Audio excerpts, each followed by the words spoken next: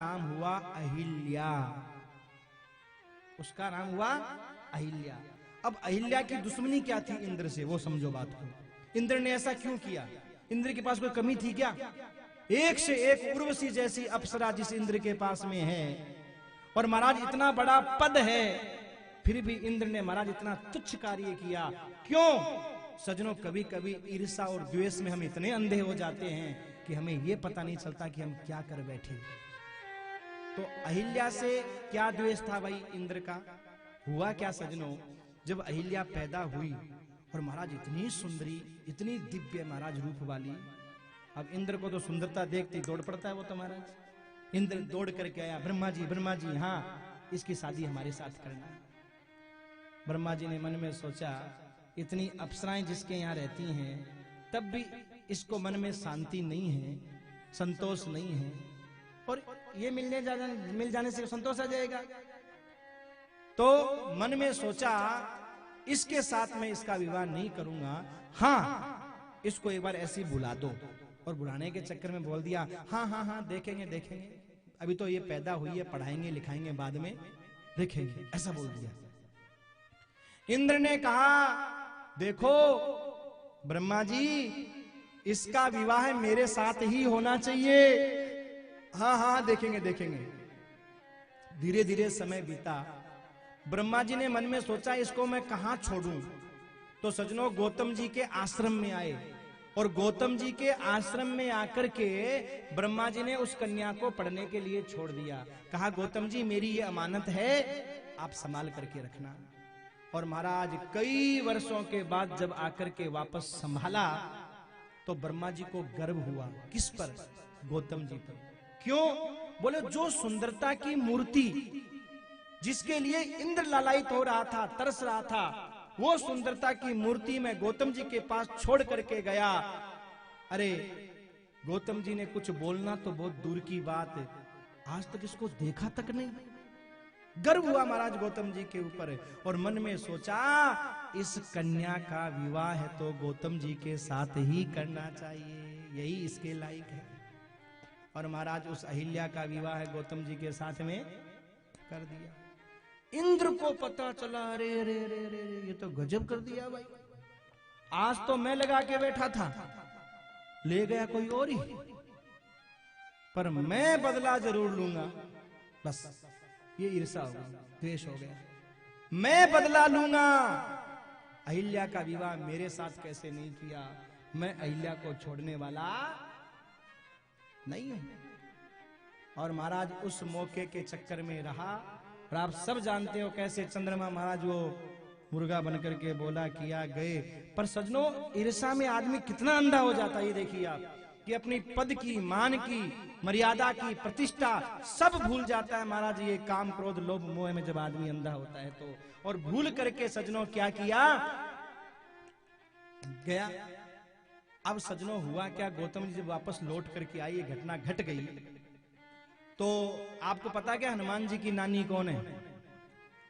माँ तो अंजना है, ननियाल कहाँ है मालूम है कि नहीं? मामा कौन है नहीं मालूम? अरे भैया, हनुमान जी की नानी है यही अहिल्या। हाँ, अहिल्या नानी है, गौतम जी नाना है, सदानंद जी मामा है, अंजना माता सजनों अहिल्या की बेटी है। अब जब गौतम जी आए, बानरमुखी कैसे हो गई?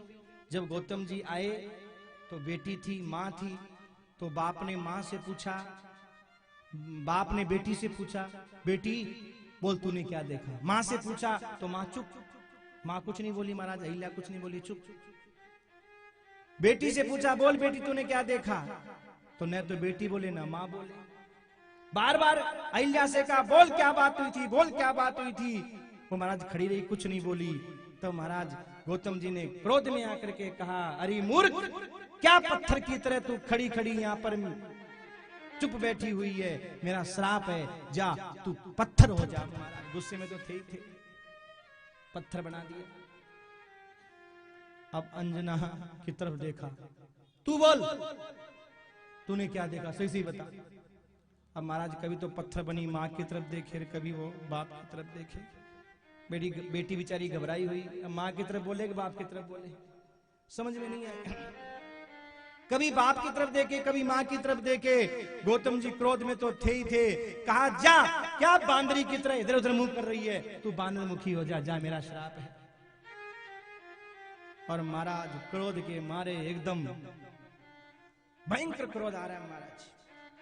पहुंच गए राजा जनक के यहाँ और जनक को जाकर के अपनी सारी स्थिति बताई। तो जनक जी ने मन में सोचा, भैया इंद्र तो बहुत बड़ा है, उससे बैरमोल कौन लेगा, कौन दुश्मनी पालेगा, देवताओं का राजा है इंद्र। तो जब सारी समस्या बताई तो जनक जी बोले, देखो गौतम जी, आप हमारे गुरुजी हो, कुल पुरोहित हो, आपकी समस्या हमारी समस्या है, तो महाराज फिर आप कुछ करो, आप सक्षम हो। अरे हम करें तो सही, पर हमारे हाथ पैर बंधे हुए हैं। क्यों बंधे हुए हो?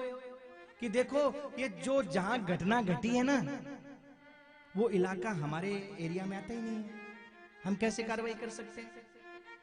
वो तो अयोध्या के एरिया में आता है, वो स्थान तो अयोध्या में आता है। आप ऐसा करो, अपनी शिकायत वहां बुक कराओ, जाओ अयोध्या जाओ। बेचारे गौतम जी चलते चलते अयोध्या आए। राजा दशरथ ने मन में सोचा, महात्मा भी बड़े तपस्वी हैं और इंद्र मेरा मित्र है, अब क्या करूं, मैं कैसे बैर मोल लूं इंद्र से। दशरथ जी ने कहा, सुनो देखो गौतम जी, जनक जी को कोई ऐसे समस्या हुई होगी, वो इलाका हमारे में है ही नहीं, हम कह रहे हैं वो इलाका हमारे में नहीं आता। अब वापस जाओ जनक जी के पास में, ये जनक जी के ही इलाके में आता है सारा वो। अरे आप गुरु जी उनके, हमारे इलाके में क्यों रहोगे, उन्हीं के इलाके में रहोगे आप तो, जाओ जाओ जाओ जाओ। अब महाराज वापस बेचारे गए। जनक जी ने कहा, देखो दशरथ जी को नक्शा देखा नहीं है उन्होंने बोला नक्शा देख लो, हमारे में नहीं आता, आप वहीं जाओ। और महाराज कभी यहाँ कभी वहां, कभी यहाँ कभी वहां, क्रोध में तो थे ही थे महाराज, भूल गए कि चेला है कि कौन है। और क्रोध में आकर के गुरु और चेला वाला रिश्ता भूल करके कहा, अरे ओ जनक, क्या ये मेरा नहीं है, तेरा नहीं है, मेरा नहीं है, तेरा नहीं है कर रहा है, जा मैं श्राप देता हूं, आज मेरी पत्नी का हरण हुआ है, आज मैं दुखी हो रहा हूं, एक दिन तेरी बेटी का हरण होगा, तुझे पता चलेगा इसका दर्द क्या होता है, ये मेरा श्राप है, जा। और महाराज इसके बाद वापस दशरथ जी के पास आए। दशरथ जी ने कहा, देखो जनक जी को फिर कोई गलतफहमी हो गई, हम तो आपको अपना नक्शा दे देते हैं, आप ऐसा करो नक्शा ले जाओ, जाओ। अगर जनक जी को ऐसा लग रहा है कि वो हमारे इलाके में, आप नक्शा ले जाओ। गौतम जी समझ गए, ये तो नक्शे खुद कर रहे हैं, क्या नक्शा देंगे। गौतम जी ने कहा, दशरथ ये नक्शा ले जाओ, मेरा इलाका नहीं है, उनका इलाका है। अरे आपको ये बात जब समझ में आएगी, कब? बोले जब तुम्हारे बेटे की बहू का अपहरण होगा, तब तुम्हें पता चलेगा कि मेरा दर्द क्या है। और दोनों को महाराज श्राप दे दिया। और मन में सोचा, ये पुरोहित कर्म ही बेकार है महाराज, छोड़ करके चले गए। फिर इनके पुत्र सदानंद जी